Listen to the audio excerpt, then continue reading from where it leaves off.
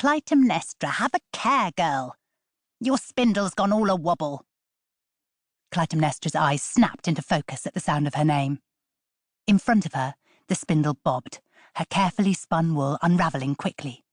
She stopped it with her hand. Not like you, Nestra, tutted Thecla, turning back to her work. The crease in her nurse's brow lingered, but at least she had returned to calling her Nestra. Clytemnestra had never really liked her full name. It was too big, too cumbersome, but she liked it even less on a sharp tongue.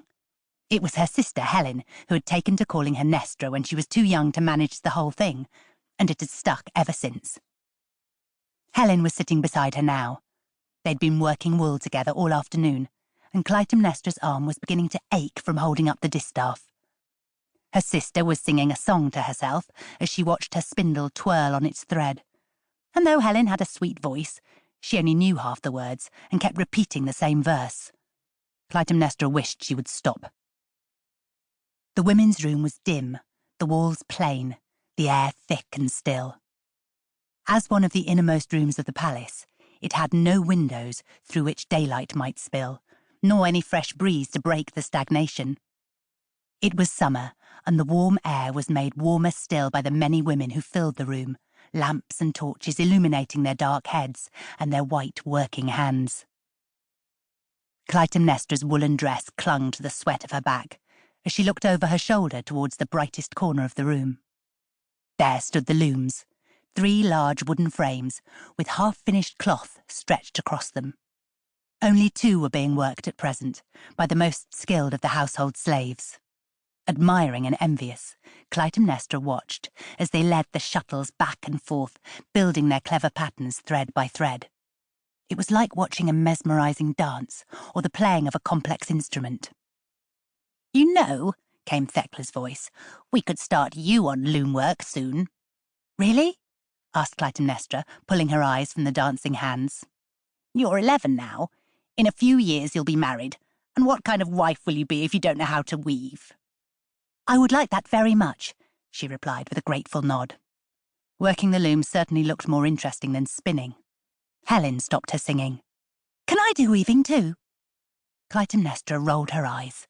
Helen always wanted to do what she was doing, even though she was 2 years younger. She hadn't shown the slightest interest in the loom before now. I think you're still a little young, Mistress Helen. You'll get your chance soon enough, though.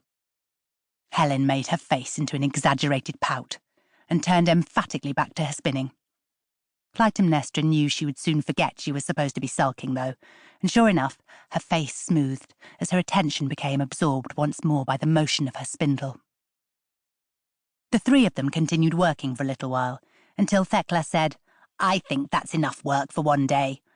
Why don't you girls go and find some food? Clytemnestra stopped her spinning. Can't we go and play outside for a little while before supper? It's not dark yet. I can't stand being indoors all day. Oh, yes, can we? Piped Helen. Thecla hesitated. I suppose so, she sighed. But you must take a slave with you, so that you're not alone. But we'll be with each other, Clytemnestra protested. It's no fun when there's someone watching. She gave Thecla a pleading look, but the nurse's face was unwavering. Fine, she said with an indignant huff. We'll take Agatha. The girl was between her and Helen in age, and a better playmate than any of the sour-faced escorts Thecla might have chosen for them.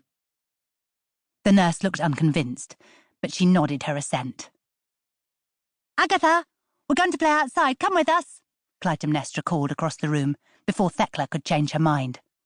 The slave girl shuffled over to them, head bowed, while Clytemnestra took Helen's hand and headed for the door. The 3 of them were already halfway down the corridor when Thecla called after them. Keep close to the palace! And don't stay out too long, or you'll be brown as goat herds. And who will marry you then?